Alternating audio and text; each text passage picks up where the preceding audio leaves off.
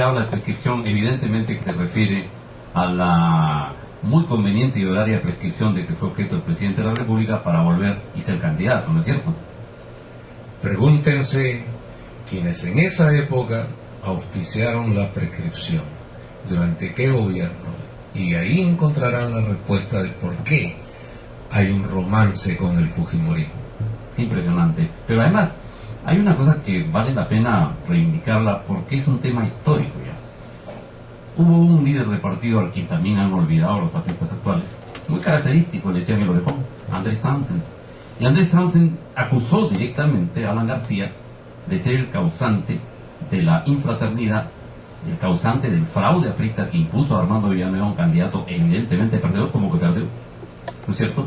Y muchas de las cosas, si no todas, fíjese usted la barbaridad que puedo cometer, si no todas, las que predijo y denunció don Andrés, que entiendo usted lo conoció bastante, son ciertas y se confirmaron en el tiempo.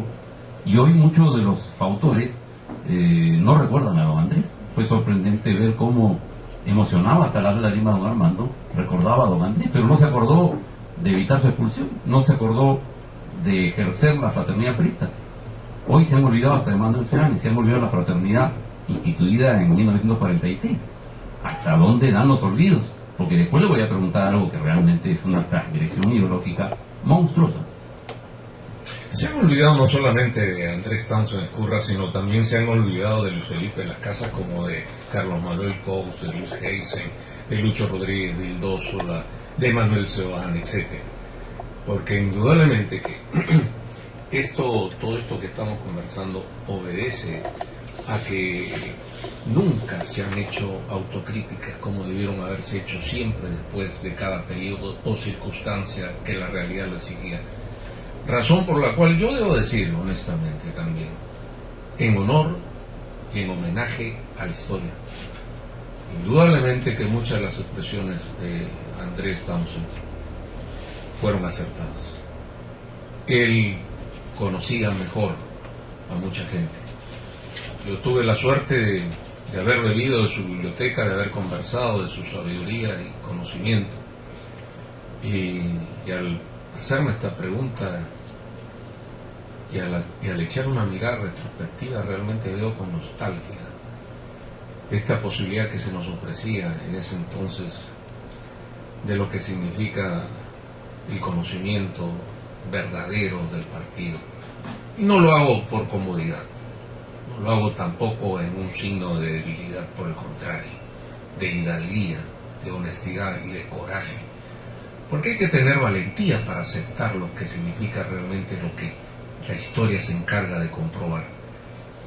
Aquí tendríamos que también hablar de los responsables, de los que permitieron el ingreso al partido, de gente que había sido expulsada por Aya de la Torre, de gente que había militado en Sinamos y que había militado al servicio de la dictadura, que insultó y dejó a Aya de la Torre. Toda esa gente está gobernando ahora el país. Y si quiere un nombre, González Posada, que tiene que responder lo que hizo, y acabamos de recordar el 5 de febrero, lo que hizo cuando él dirigía La Crónica, cuando sacaba en primera plana los retratos de los apristas para que sean denunciados, sean perseguidos por la dictadura.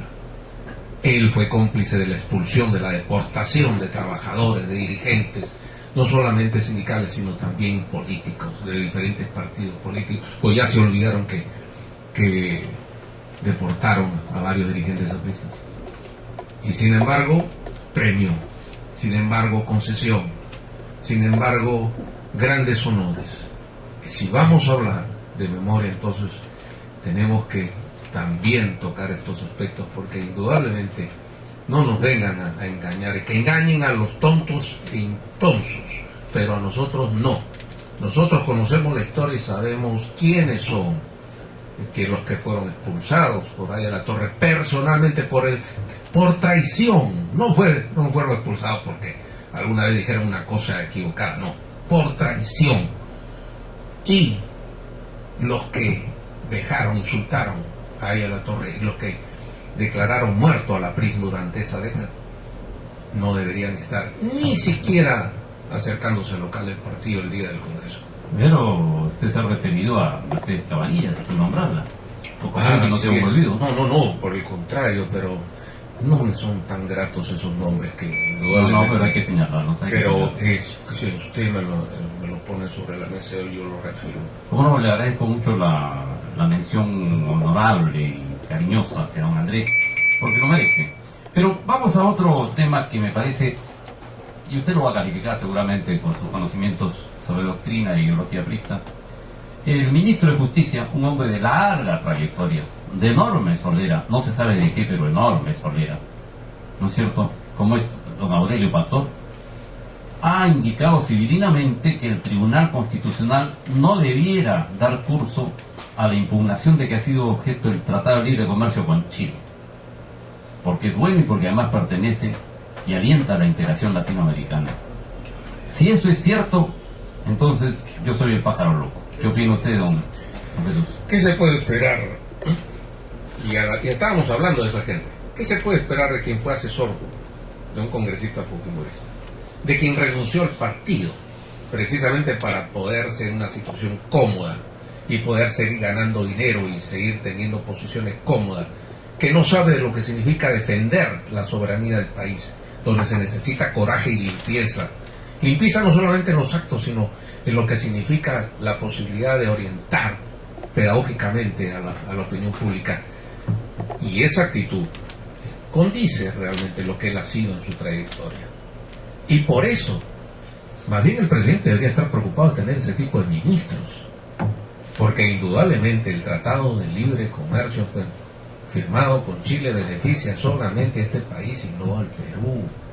Ha sido denunciado como asimétrico, como los otros tratados que no han querido que el Congreso lo discuta porque tienen miedo, hay temor de que se sepa que quienes han negociado han hecho lo mismo que tantas otras cancillerías que a lo largo de la República han tomado la posta y han vendido prácticamente los intereses del país. Si Chile está en una mejor posición ahora es porque negociaron mejor.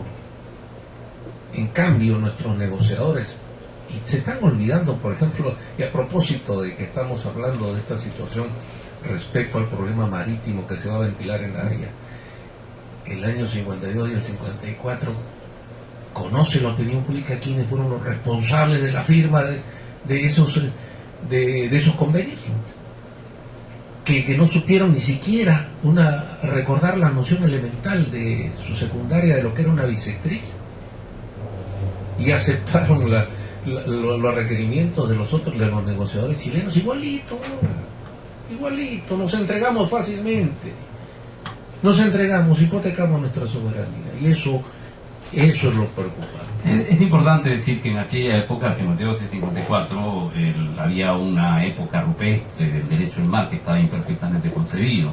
De pronto eso conspiró de alguna manera contra determinaciones que la historia se ha encargado de reivindicar y que han tenido una serie de sinuosidades por parte de la Cancillería chilena y probablemente alguna mejor afirmación relativa por parte de la chilena.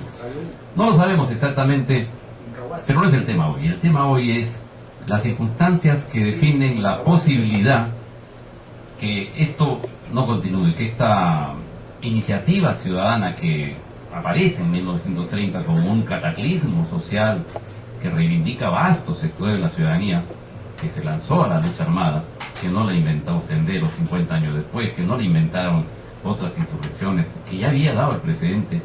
Mucha gente ignora en el Perú que Trujillo fue bombardeada en 1932, hecho que no había ocurrido nunca, y bombardeada por el gobierno de Sánchez Cerro. Es impresionante, el gobierno del Perú mandó a bombardear a su propia ciudad, la capital de la libertad, Trujillo. Y no solo eso, sino que el comercio, ¿no es cierto?, promovía que a los apristas se les asesinara por la espalda y con un látigo. Es decir, el odio cainita pudo más que muchas cosas en el Perú. Bien, Herbert, nos ganó la hora. Lamentablemente son 4:57 minutos, la hora oficial en todo el país. Nosotros le agradecemos la presencia aquí a nuestros invitados el día de hoy y regresamos el día miércoles. No sin antes decir que agradecemos la hidalguía, advertimos una profunda preocupación, pero hacemos votos porque sus intenciones y la de probablemente muchos millares de hombres y mujeres sean